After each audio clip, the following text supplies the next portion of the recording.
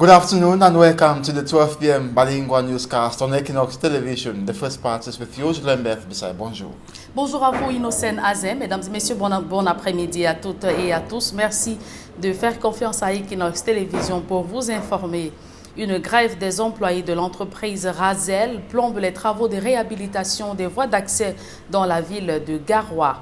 Les travailleurs ont cessé leurs activités pour réclamer le paiement de 2 mois de salaire à la compagnie multinationale. Du coup, les chantiers engagés dans le cadre des travaux du championnat d'Afrique des Nations Unies sont à la traîne. Plus de précisions avec Olivier Tofa et le Donald Brice Kamga.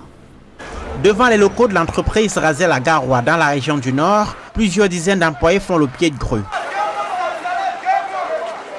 Ils ont déposé leurs outils de travail ce samedi pour faire savoir le mécontentement. Ils disent réclamer 2 mois d'arrêt de salaire. On travaille, on n'a pas le salaire. On paye d'autres ouvriers et nous, on ne reçoit pas notre salaire. Et ce n'est pas normal. C'est nous de connaître que franchement, voici les choses qui se passent. Nous en avons marre et nous voulons nos 2 salaires à partir d'aujourd'hui. Que tous les hiérarchies de Razel ou même de Sodocos doivent comprendre comment gérer et puis comment gérer les employés. C'est une ambition quand on fait le financement, on fait le travail et on n'a pas le salaire. L'entreprise multinationale de travaux publics est chargée de plusieurs chantiers dans le chef-lieu de la région du Nord, entre autres des travaux de bitumage de certaines voies d'accès de la ville. Chantier réalisé initialement dans la perspective des préparatifs du championnat d'Afrique des Nations prévu début 2020 au Cameroun. J'ai même changé je peux dire des tâches de travail d'abord en route. On dit chaque 2 semaines, ça ne vient pas. Ils ne savent pas comment on mange. On supporte.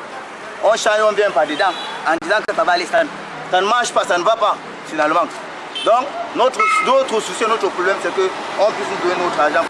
Initialement retenu parmi les villes hautes du champ 2020, Garoua a été soustraite de la liste par le gouvernement à raison du taux d'exécution insatisfaisant des travaux attendus dans la ville. La grève chez Razel ralentit davantage les chantiers. Contacté, l'entreprise n'a pas souhaité s'exprimer, mais le management de Razel aurait tenu plusieurs réunions avec au menu les voies et moyens d'une sortie de crise. La consommation de la drogue et stupéfiants est un phénomène qui prend de l'ampleur dans les institutions scolaires et universitaires.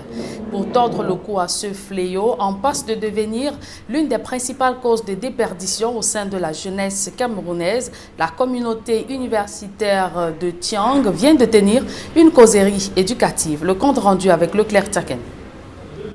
Plus que jamais, le phénomène de la consommation des drogues est d'actualité et fait des ravages au cœur des universités camerounaises. Tout comme dans les lycées et collèges, la prise des stupéfiants est aujourd'hui un fléau qui prolifère au sein de nos campus universitaires. 80% des étudiants avaient au moins pris une fois de la drogue, que ce soit de l'alcool, que ce soit du cannabis, que ce soit de la chicha ou autre. Et on a montré que récemment, il y a une étude à été menée dans l'université de Baganté, Tchan et Banjoun qui montrait que 17% des étudiants avaient une consommation régulière des drogues. Ce qui fait, avec ces chiffres, nous nous sommes dit pourquoi ne pas combattre ce fléau. C'est ça la motivation de notre action aussi aujourd'hui. Le cannabis, le tramol et autres additifs modernes sont les plus répandus. Les voies de transmission multiplient, de même pour les raisons avancées par leurs consommateurs. Les conséquences sont pourtant fâcheuses. L'abandon des études, et vous avez suivi le témoignage d'un ancien drogué. Après l'abandon des études, on avait des comportements sexuels à risque et on a en ce moment le conflit entre les drogués et le VIH-Sida qui était très élevé. Il y a une recrudescence de l'utilisation de la drogue en milieu scolaire et étudiantil. Nous allons dans les campus et les établissements scolaires pour équiper les étudiants et les élèves contre l'utilisation de la drogue. Parce qu'il y a un lien établi entre l'utilisation de la drogue et l'infection au VIH. Celui qui prend de la drogue est dans un état second qui ne peut plus contrôler ses gestes. Après les lycées et collèges, le ton est donné dans les universités afin de mener cette lutte qui nécessite une mobilisation tout azimut des autorités universitaires et leurs partenaires. C'est là tout le sens à donner à une causerie éducative qui vient de se tenir à l'université de Tchan, portant sur les méfaits de la prise des drogues dans ces temples du savoir. 2,398 milliards de francs CFA, c'est le budget de la commune d'arrondissement de Yaoundé 6 pour l'exercice de 2020. Il a été voté à l'issue d'un conseil municipal avec entre autres priorités l'amélioration de l'accès des populations à l'eau potable et la réhabilitation des voies d'accès dans plusieurs quartiers. On fait le point avec Emmanuel Diop et Marcelin Ganson. Malgré un contexte socio-économique difficile, l'exécutif municipal de Yaoundé 6 s'est évertué en 2019 à améliorer le cadre et les conditions de vie des populations. Si beaucoup a été fait dans ce sens, beaucoup reste encore à faire. L'accessibilité dans certains quartiers et l'accès à l'eau potable faisant partie des défis majeurs à relever en 2020. Je pense qu'il faut offrir à nos populations beaucoup plus des pistes, peut-être pas goudronnées, mais circulables, pour permettre que les populations arrivent dans les bas-fonds, dans les quartiers où elles habitent. Il faudrait offrir davantage de l'eau potable. Les populations de Yaoundé 6 en souffrent énormément et nous pensons qu'il sera très utile en 2020 d'offrir davantage des points d'eau, des addictions d'eau. C'est pour ça que ce budget est en augmentation de 2,5%. Pour atteindre cet objectif, la commune d'arrondissement de Yaoundé 6 vient de se doter d'un budget conséquent d'environ 2,358 milliards de francs CFA. Il est légèrement en hausse par rapport à celui de l'exercice 2019. Oui, c'est un budget réaliste que le conseil municipal de Yaoundé 6 vient de voter. Vous savez, l'environnement économique du Cameroun n'est pas très reluisant. Et je crois que sans faire dans l'exagération, l'exécutif municipal et le conseil municipal ont été prudents. Vous avez vu, ce budget est en hausse de quelques millions de francs seulement. Donc maintenant, reste donc à aller trouver les moyens pour le financer.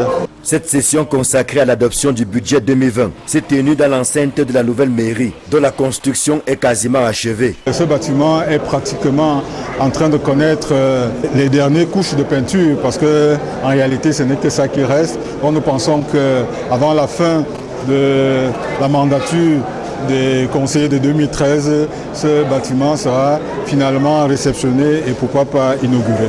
Un acquis à mettre à l'actif de l'exécutif sortant qui revendique un bilan assez satisfaisant au regard du temps mis à la tête de cette mairie. À présent, en image, la signature de nouveaux accords et réformes monétaires entre la France et les pays de l'Afrique de l'Ouest sur l'adoption d'une nouvelle monnaie censée entrer en vigueur dans les jours à venir.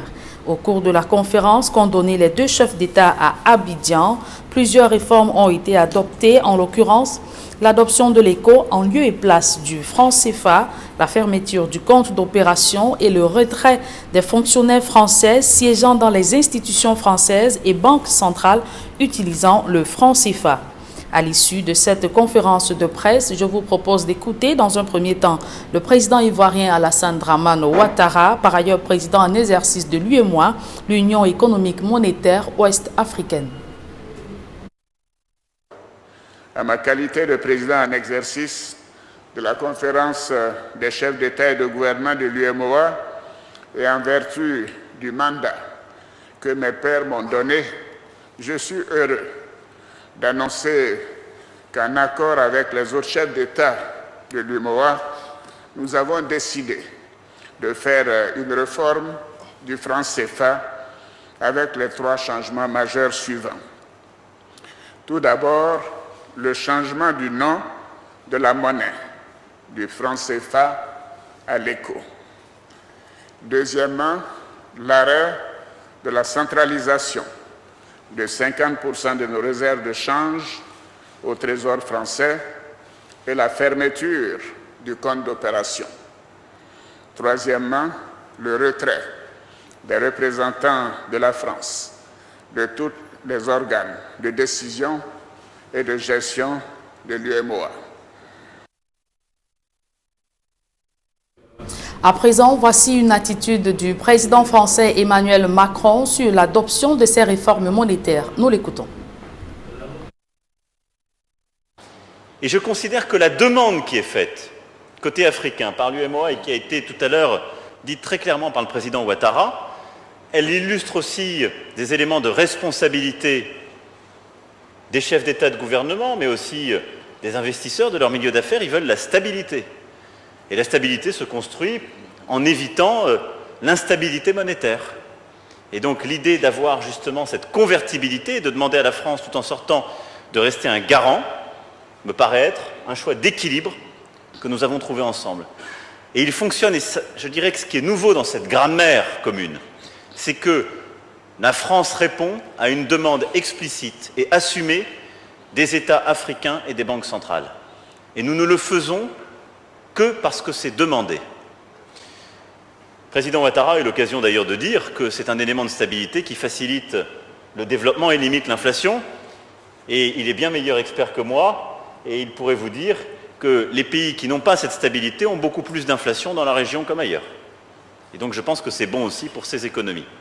Donc oui, c'est la fin de certains vestiges, oui c'est une avancée.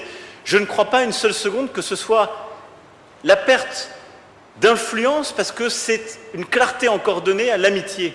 Moi je ne veux pas l'influence par la tutelle, je ne veux pas l'influence par l'intrusion.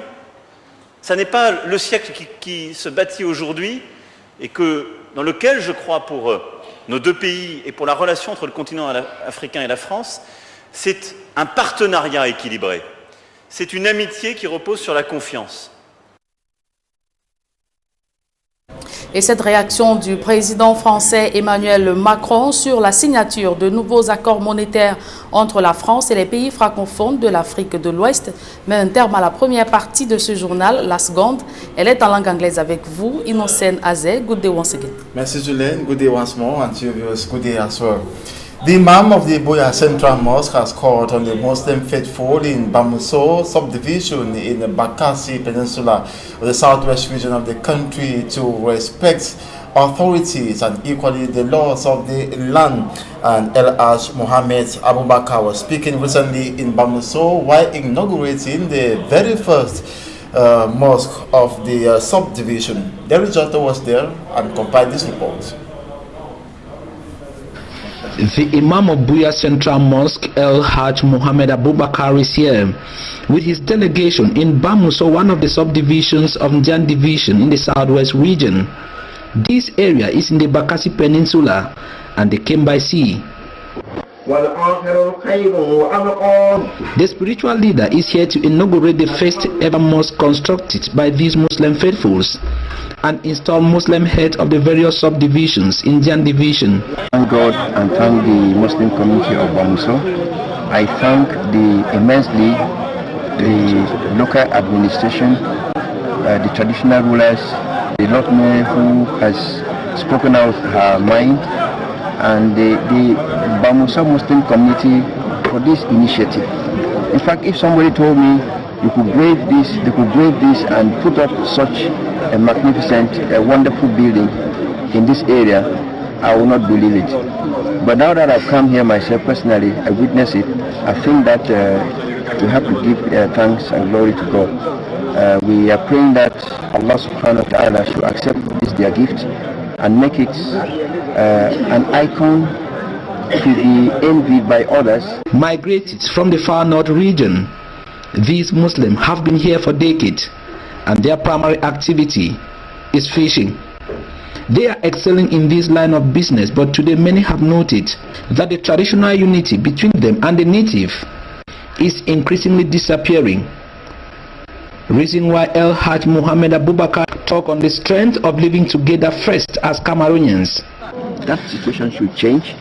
Let the local administration, their hosts should feel them in all dimensions. Let them also pay their taxes, because by paying the taxes it will enable the council to develop the area and make the town look lively for them.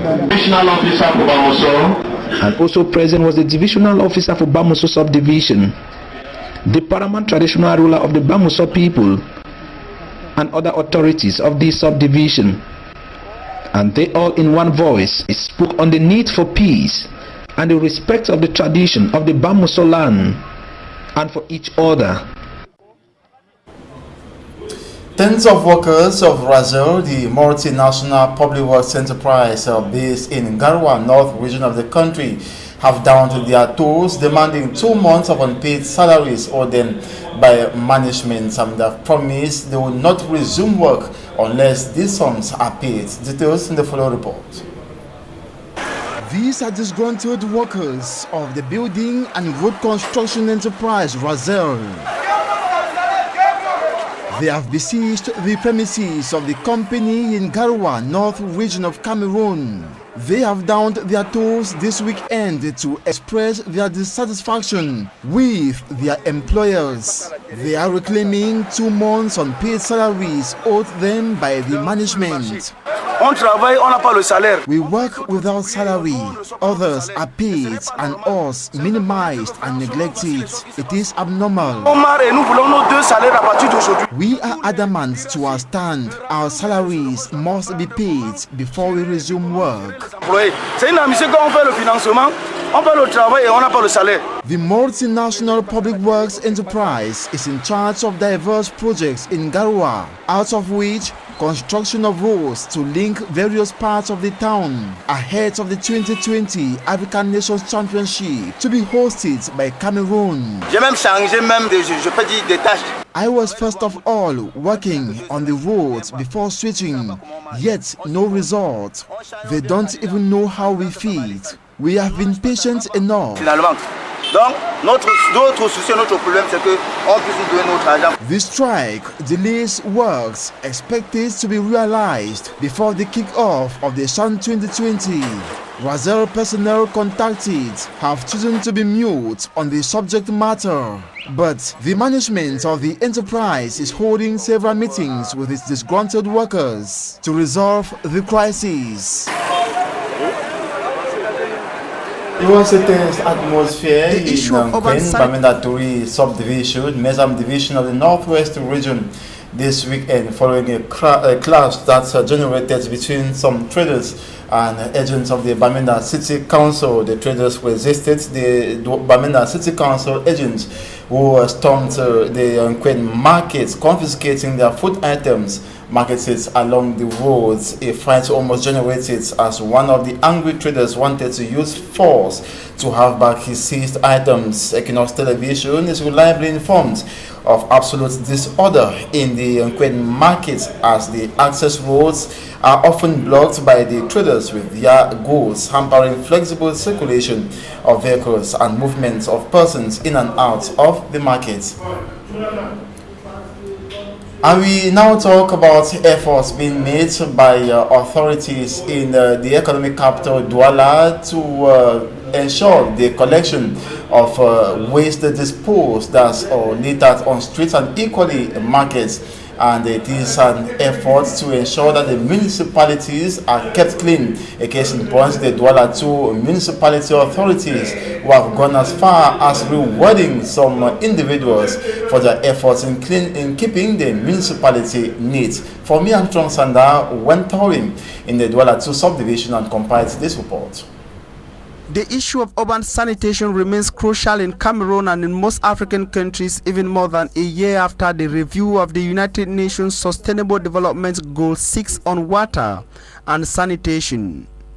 In Douala, Cameroon, it is a common thing to find heaps of dirt abandoned for several days in the middle of the road, in a market or in a major road junction. Safe collection, transport and disposal of sanitation waste is often a neglected health challenge across the city, which even extends far beyond basic access to household sanitation. For 9 years running, and within a logic to keep Douala 2 subdivision clean, safe and responsible, the Douala 2 Council again honored some of its neighborhoods that distinguished themselves in the campaign to keep the municipality clean. Newtown Aeroport 1, Newtown Aeroport 2 and Kamyabasi came as first, second and third on the cleanest neighborhood classification table within the Douala 2 subdivision. Some responsible youth groups and gatherings were also identified and recognized by the Douala 2 Municipal Council. Même si nous avons encore beaucoup de peine à... At the end of the event, the duo for Douala 2, Dr. Didier Bijak, said the initiative falls in line with the government of Cameroon's objective to build sound and safe cities. And now, results of match day 15 of the Elite One Championship played in stadia across the country yesterday. Stade Renat and Fouveau separated on a 1-1 tie, while PWD of Bamenda recorded another victory by spanking Arpeggios 5-1. Canon of Yaoundé Baosso IS Fortuna 0-1, as well as Dragon that Baosso Tone Kalara Football Club 0-1. Young Sports Academy of Bamenda defeated Aging Football Club 4-1, and Colombe and Union of Douala separated on a 1-1 draw. UMS of Limassol and Pantero on a 0-0 draw, while Coton Sport of Garoua beats Avion FC 2-1. Petro FC and Bambotos equally shared a point each. That's they ended on a 0-0 score.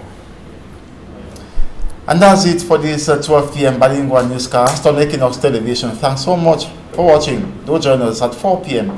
for another edition. Julien Berth Bissaï à 16h. Le rendez-vous est donc pris pour 16h. Innocène Azé, mesdames et messieurs, merci de votre aimable attention. Les programmes se poursuivent sur la chaîne Leader.